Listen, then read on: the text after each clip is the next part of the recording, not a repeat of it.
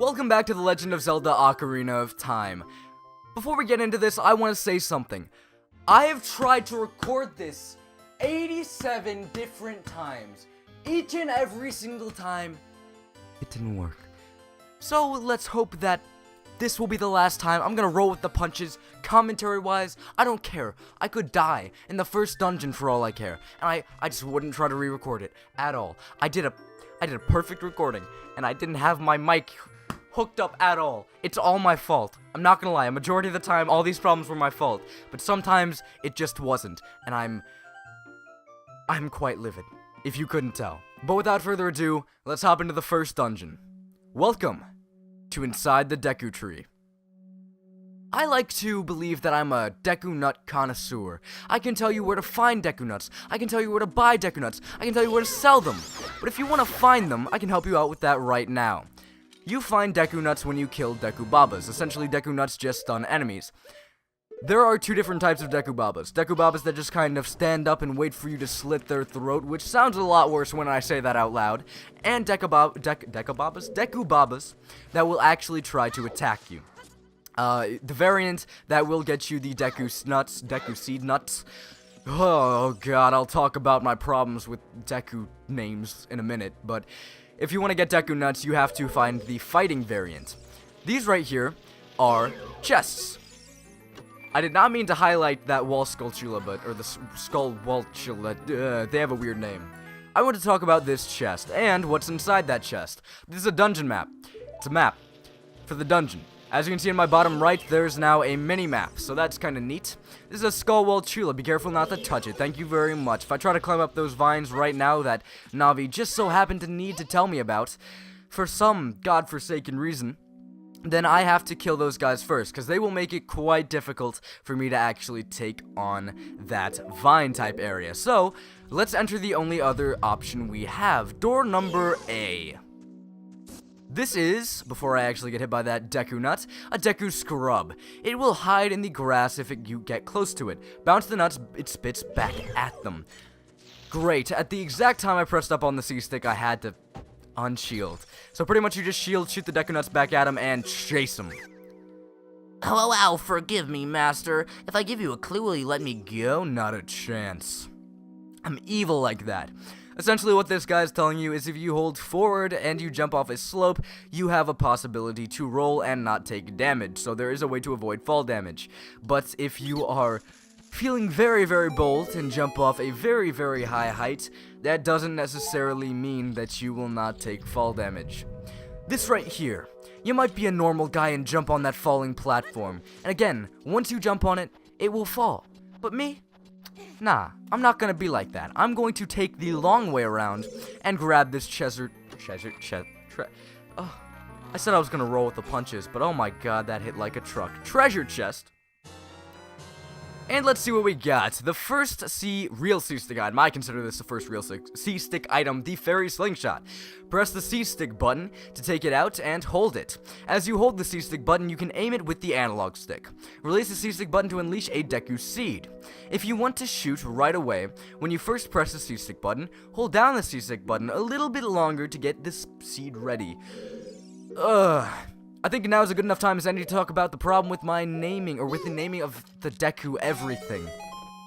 By the way, that little thing right there, if you actually did step on that platform and it fell down, you would actually have to shoot down that ladder and climb up it. But I'm such a speedrunner that I actually left the falling platform there, and I could jump on it. I don't know how much longer I can actually roll with these punches. I was saying I'd do it, but oh my god.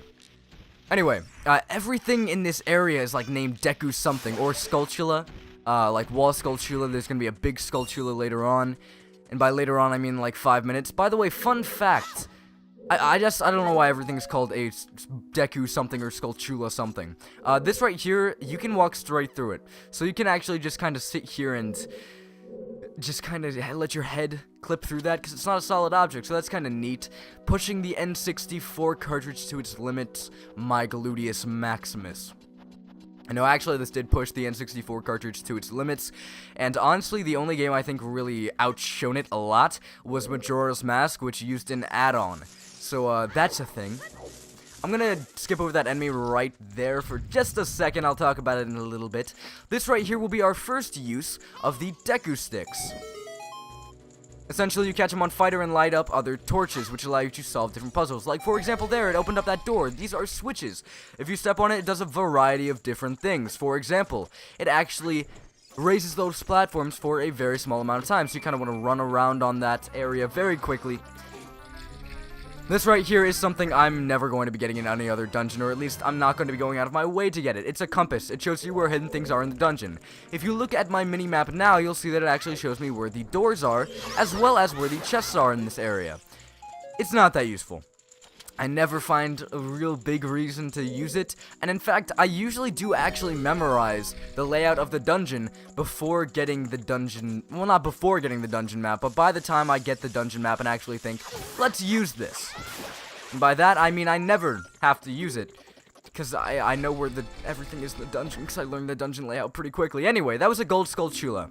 If you destroy it, you get a token. Those might seem like a pointless collectible right now, because they kind of are, you're not wrong, but they will be useful later on. So it is it is very worth your while to go out of your way to get them. So if you see a gold skulltula, go out of your way to get that guy and kill him.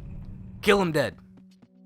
This right here, the enemy I kind of glazed over, is a big skulltula. Very creative names. Its soft belly is its weak point. Just like Navi told you, if you want to kill this guy, you have to hit its soft underside, which sounds very devilish. But really, they had it coming. They've been blocking my path, and no one does that to the great almighty Link. So you might have noticed that there was a net type thing. Not a net, it was more of a web that was on the floor. If you actually did walk on that, you would be able to notice that, wait a second, this kind of gives way under my weight, but not a lot. What you had to do is jump off a higher platform, which would allow you to actually break through it.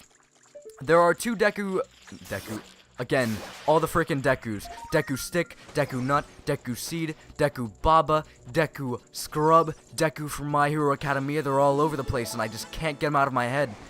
Especially Deku from My Hero Academia, that luxurious hair. Oh my goodness, what am I talking about? Let's stop. Again, I've tried to record this so much, it's not even funny. It's not even funny. Though that's something you do have to go through as a YouTuber, and I struggled, I don't know, YouTuber is a term that, when I say that, I do think of someone who makes money off the content, or like has a decent amount of subscribers. But I guess that's just a term that's used loosely. Anyway. Please forgive me, master. I'll never do it again. If you spare me, I'll teach you something neat. Teach me something neat, baby. You will never beat my brothers up ahead unless you punish them in the proper order. Oh, I was sounding a bit sexual to begin with, and that did not help. The order is 2, 3, 1. 23 is number 1. Do you think I'm a traitor? I would not want to be friends with you, that's all I'm gonna say. So you might have noticed I found out a little bit of a secret, but he didn't actually tell me how to open that door. It's very simple. Shoot something at that eye, which, again, I think I'm the evil one here. I just hit someone in the eye. These guys are just kind of chilling there. I walk into their room, they're like, this man needs to get out.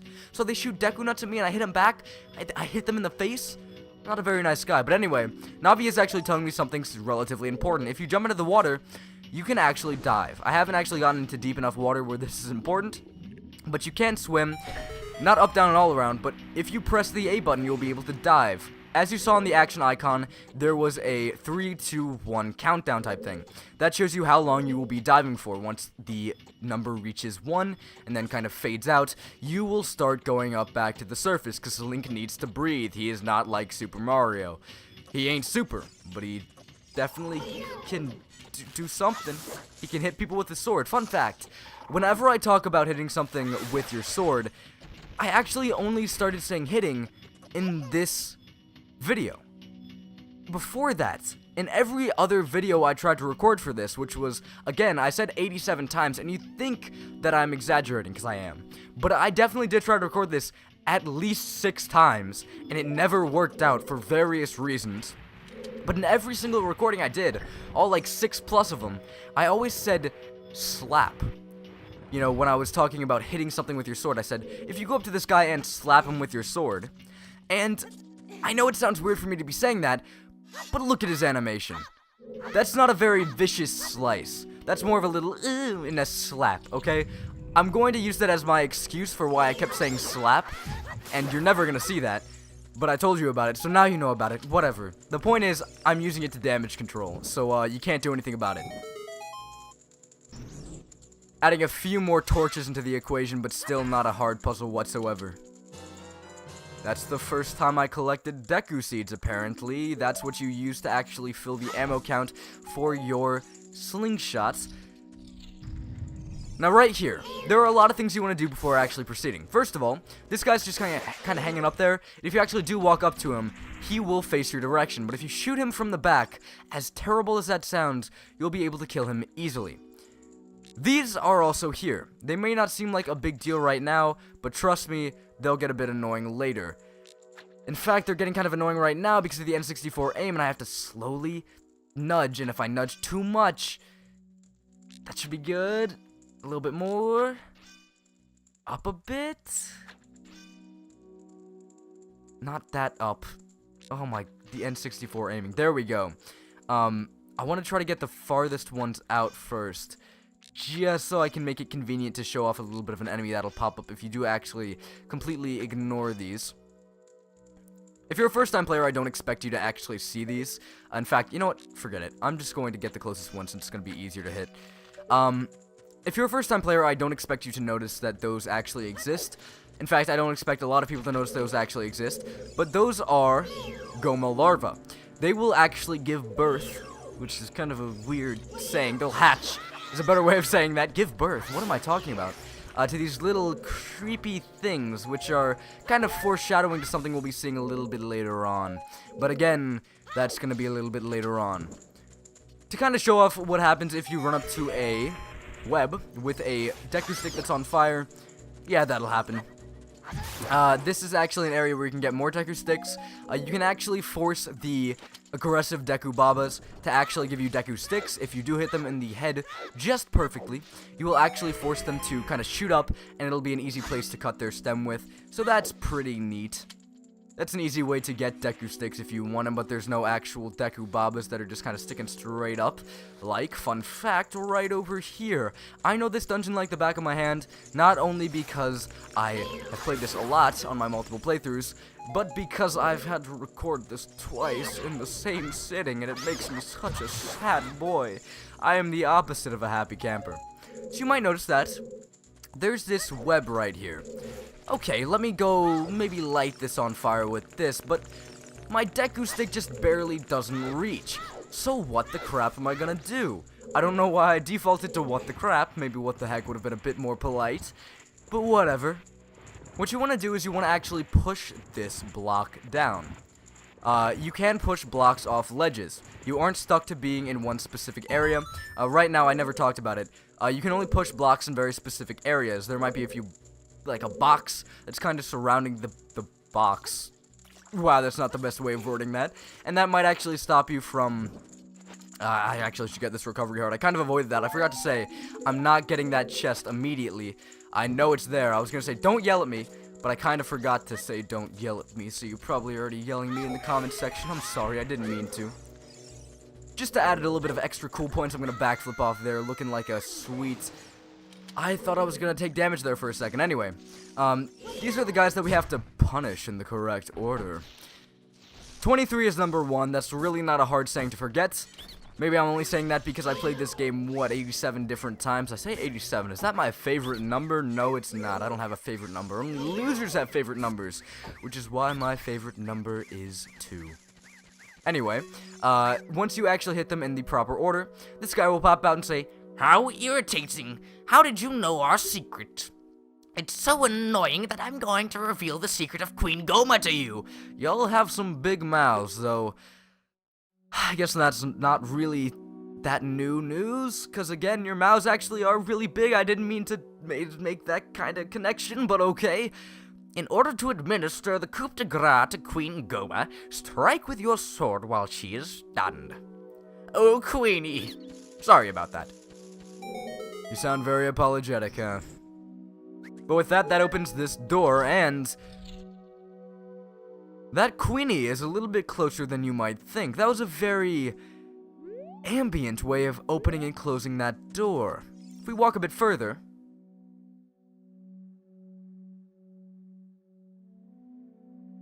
Out of nowhere, we're stuck.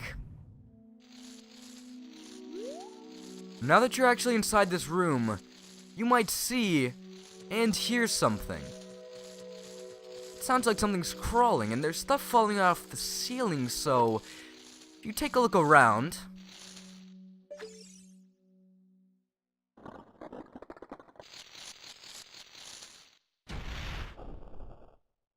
Welcome to the first boss of the game, Parasitic Armored Arachnid, Goma. So Goma is what was laying that larva that was just kind of sitting around the Great Deku Tree. There is actually a way you want to attack this guy if you want to kill him quickly. I don't know if I can get a two-phase right there because I kind of just messed it up a little bit. Essentially what you want to do is with your fairy slingshot, you want to actually shoot his eye while it's red. That will stun Goma, or I shouldn't say he, it's Queen Goma. That will stun Goma, and what you want to do is you want to jump attack or do spin attacks. That will get a lot of damage on Queen Goma, and if you do it correctly, you can easily two-phase Goma. It's not difficult at all. The attack Goma was doing that I completely negated by shooting her down while she was actually hanging onto the ceiling, was she was going to spit out Goma larva. Again, a bit of foreshadowing in the previous room, but it's really not that hard to deal with. Essentially, it just makes it so there's more things you have to worry about on the battlefield, which isn't too much of a pain. This right here is a heart container. Your maximum life energy is increased by 1 heart. Your life energy will be totally filled. There are 2 different ways you can increase your hearts. One is through heart containers, which you get after beating a boss, and the other is actually heart pieces. You need 4 heart pieces to create a heart container to make 1 more heart. So that's pretty neat, but without further ado, let's walk into this glowing light.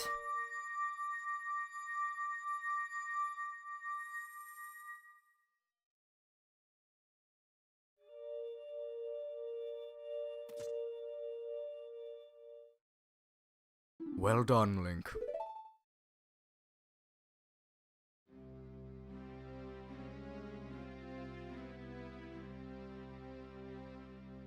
Thou hast verily demonstrated thy courage.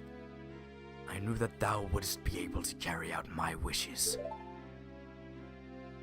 Now, I have yet more to tell ye. Wouldst thou listen? I wouldst. Now, listen carefully. A wicked man of the desert cast this dreadful curse upon me.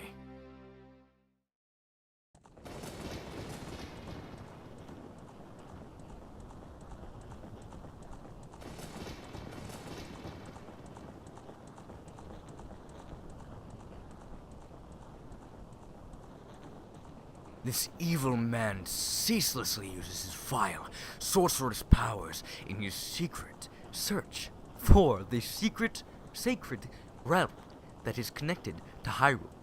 I don't know if I already said this, not the best reader. For it is in that sacred realm that one will find the divine relic, the Triforce, which contains the essence of the gods.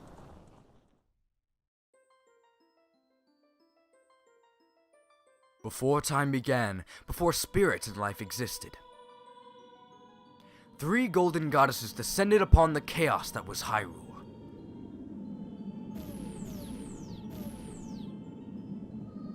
Din, the goddess of power. Neru, the goddess of wisdom. And Feor, the goddess of courage. Faror. It changes from game to game. Don't judge me, please.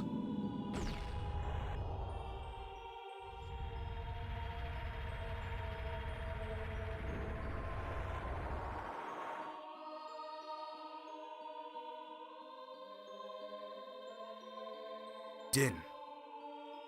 With her strong flaming arms, she cultivated the land and created the Red Earth. Neru poured her wisdom onto the earth and gave the spirit of law to the world.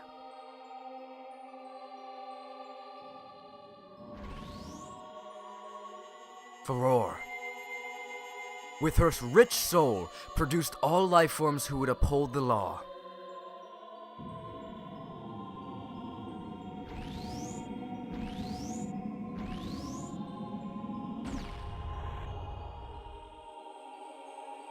The three great goddesses, their labors completed, departed for the heavens. And golden sacred triangles remained at the point where the goddesses left the world. Since then, the sacred triangles have become the basis of our world's providence. And the resting place of the triangles has become the sacred realm.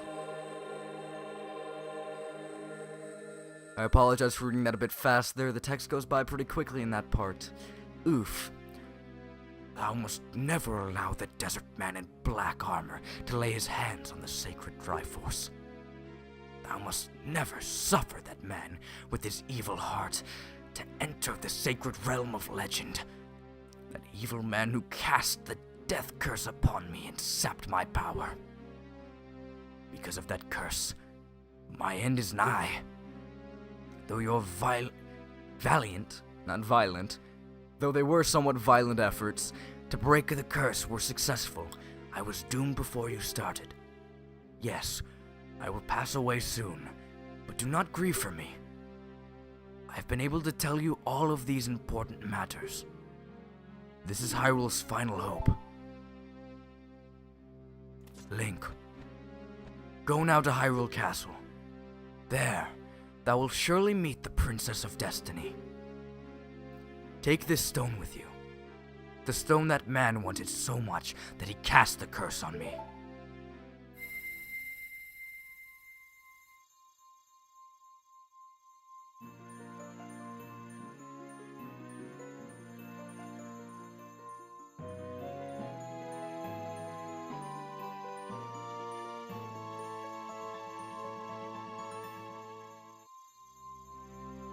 You got the Kokiri's Emerald. This is the spiritual stone of the forest, now entrusted to you by the great Deku Tree.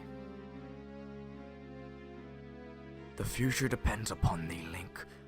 Thou art courageous. Navi the fairy, help Link to carry out my will. I entreat ye, Navi. Goodbye.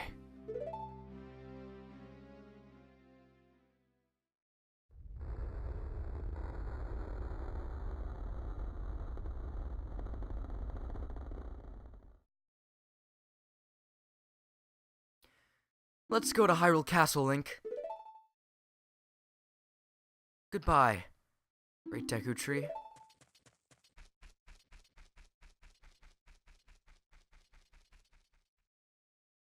I enjoy doing his voice too, that kinda sucks, but now he's dead as a doorknob.